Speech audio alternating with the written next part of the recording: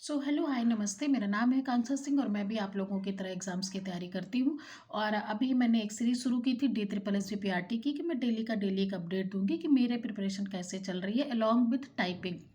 ठीक है। तो अभी का आज मैं ये वीडियो लेट बना रही हूँ, इससे कल ही आ जाना चाहिए था। डे 3 का वीडियो है, लेकिन मैं डे 3 का आपका अपडेट दे देती हूँ कि मैंने बोला था कि मैं सीडीपी ख़त्म कर दूंगी। तो कल मेरी सीडीपी ख़त्म हो गई थी और ये था कि कुछ क्वेश्चंस मैथ के या मैथ के और रीजनिंग के देखने हैं।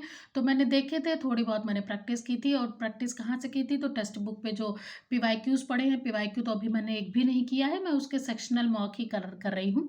तो दो तीन उसके मैंने साइंस और मैथ के, मेरे रीजनिंग और मैथ्स के मैंने किए थे। ठीक है। तो सीडीपी खत्म हो गई। तो अब सीडीपी के बाद क्या? क्योंकि सीडीपी उसमें बहुत छोटा सा रोल अदा करती है, कोई बहुत बड़ा रोल उसका नहीं है। मैंने सिर्फ यही बोला था कि हम जो है उसके एक बेस के लिए सीडीपी पहले कर लेंगे, क्योंकि एक हमको बच्चे की और स्कूल की क्लास की एक हमको एक बेस हमारा बन जाता है। और ये ज़रूरी भी है, क्योंकि बहुत सारी चीज़ें आपको सीडीपी से ही समझ में आएंगी। क्वेश्चन अटेम्प्ट करने का थोड़ा सा तरीका समझ में आता है, तो जहाँ से आपको अच्छा लगे आप वहाँ से कर सकते हो। इसके बाद उसमें मेन रोल ये अदा क मेन रोल उसका क्या है कि एनआईओएस हमको पढ़ना होता है। ठीक है? वो बहुत ब्रॉड भी है ना? बहुत सारे उसमें सब्जेक्ट हैं, हर सब्जेक्ट की पेडागॉजी है और हर स्कूल है, करिकुलम है, गाइडेंस है, लर्निंग्स है, स्कूल एंड करिकुलम। तो इनफैक्ट बहुत सारी चीज़ें हमारी एनआईओएस में हो जाती हैं। तो अभी आप लोग बहुत जगह से बहुत लोग कवर कर लिए होंगे, पीवाईक्यू दे रहे होंगे। तो परसों मैं लाइव में मुझे एक लोगों ने सजेस्ट किया था कि एक गार्गी मैम का 82 घंटे का लेक्चर है। वो उन्होंने पीवाईक्यू भी दिए और उनके मार्क्स अच्छे आ रहे हैं। तो मैंने उनसे पूछा कि आप मतलब कहाँ से आपने किया? तो उन्होंने यही बोला कि मैम देखिए कि मैंने एनआईओएस ही पढ़ा है और बिना एनआईओएस के आपका काम नहीं चलेगा, क्योंकि उसी से ही आपके एग्ज़ाम्स अच्छे हो पाएँगे, उसी से क्वेश्चन अटेम्प्ट हो रहा है। और मैंने पूछा कि बुक, जैसे मैंने बोला था कि मैंने प्रतीक शिवालिक सर की बुक मँगाई है और वो कल मुझे रिसीव हुई है।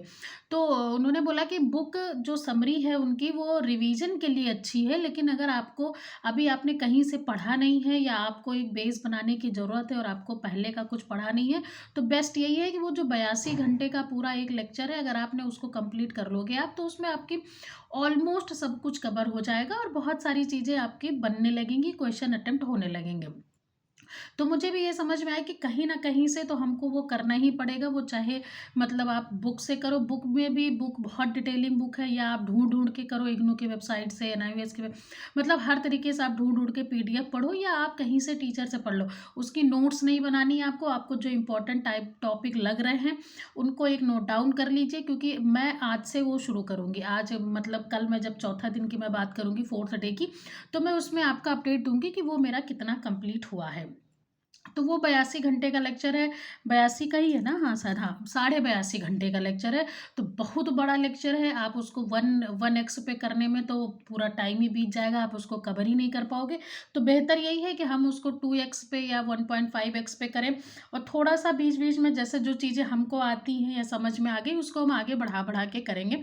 एक टारगेट रख के चलते हैं कि अगर मान लीजिए मैं 5 घंटे उसको डेली पढ़ती हूँ, तब भी उसमें टाइम लगना ही लगना है।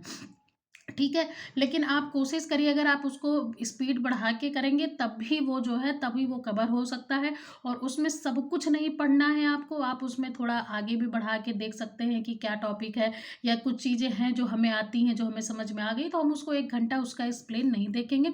लेकिन कहीं न कहीं से हमको करना है, तो मुझे लग रहा है कि ये एक बेस्ट अप्रोच होगा कि हम उसको ही ख़त्म करके देखते हैं। लेकिन अभी मैं अगर अपनी बात करूँगी तो मैं इसको शुरू तो करूँगी, लेकिन मेरे पास अभी बुक है, तो मैं बुक का भी थोड़ा-सा रेफ़रेंस लेके ही चलना है, क्योंकि इतना बड़ा लेक्चर है। आप ख़त्म कर ये सोचो कि आप इसको जब ख़त्म कर लोगे तब पीवाईक्यू करोगे, तब तो आपका पूरा टाइम ही चला जाएगा। तो बेहतर यही है कि आपके पास जो अपनी कोई बुक होगी, जो आपका अपना पुराना रेफ़रेंस है, उसको रिवाइज़ करते रहिए। इसको बीच-बीच में थोड़ा-थोड़ा टाइम स्टैम्प लगा के या अपने अपने हिसाब से इसको सुनते रहिए। नोट्स बनाने के चक्कर में मत पड़िएगा, नहीं 82 घंटे का लेक्चर है, ये 1 महीने से भी ज़्यादा लग जाएगा, तब भी ये नहीं पूरा होगा, ठीक है?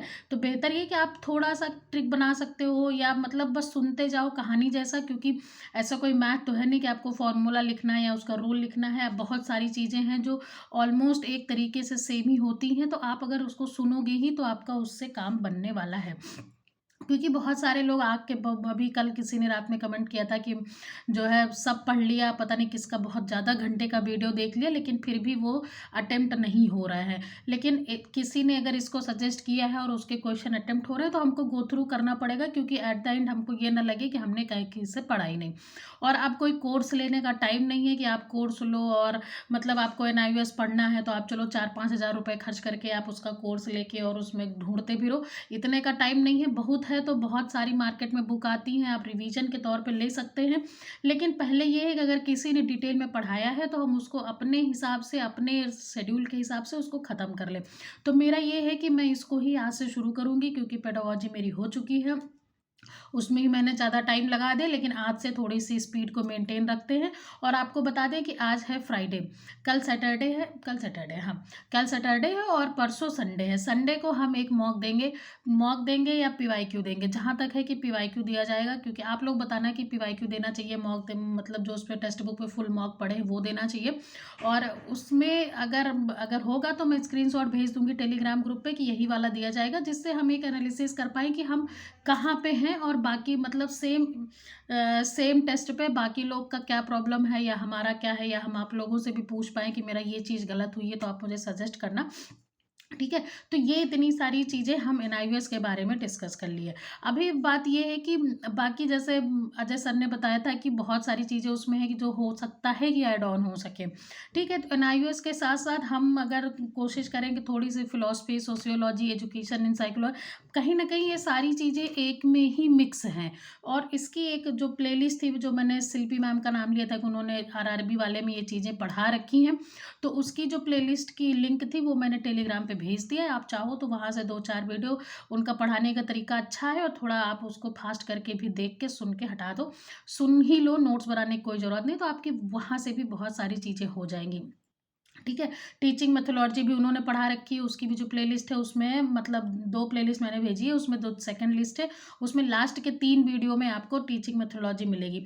तो आप उसको पढ़ना, अगर वो समझ में आए तो आप वहाँ से भी कर सकते हो, लेकिन अगर NIOS नहीं हो पा रहा है तो आप यहाँ से ही करो, क्योंकि आज से मैं ये करूँगी। बाकी मैं बुक का भी आपको बताऊँगी कि कैसी है बुक, क्या है, कैसे है, कितना उसका कंटेंट है कि जो जिससे PYQ हो जा रहा है और कहीं न कहीं उनकी अच्छी है। लोग बताते तो हैं कि Pratik sir kind of good teacher, तो हो सकता है कि मतलब अच्छी जाए। लेकिन मैं इसको आज वीडियो को शुरू करूँगी, आप लोग भी अपना बताइएगा कि कैसे क्या-क्या अप्रोच करना है।